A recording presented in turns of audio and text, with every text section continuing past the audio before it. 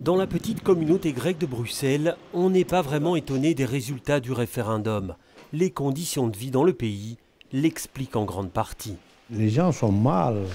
Il y en a 5 années maintenant qui perdent le pouvoir d'achat. Il y en a certaines classes des citoyens qui sont toute la famille, qui sont sans travail.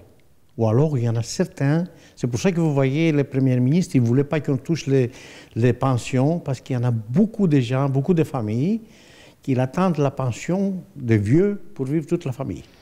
La Commission européenne a pris acte du résultat et ne s'en cache pas. Cela ne va pas simplifier les négociations. Voter non rend les choses beaucoup plus compliquées. Cela agrandit le fossé entre la Grèce et le reste de la zone euro. Le ministre des Affaires étrangères ne dit pas autre chose.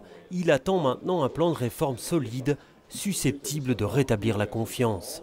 Il faut que la Grèce s'engage sur un certain nombre de réformes. Et par exemple, une meilleure efficacité de la collecte d'impôts. La Belgique participe à une assistance technique à la Grèce en la matière, en matière de TVA, de douane. On aimerait voir une énergie plus grande pour aller vers une vraie collecte d'impôts. Je ne demande pas qu'on applique notre programme, je demande simplement que la Grèce démontre qu'elle reprend le chemin d'un équilibre budgétaire, d'une meilleure compétitivité, comme l'Irlande, le Portugal, l'Espagne le font depuis des années. Le responsable de cette association l'avoue. Il est inquiet. Une sortie de la zone euro, il ne l'imagine pas une seconde.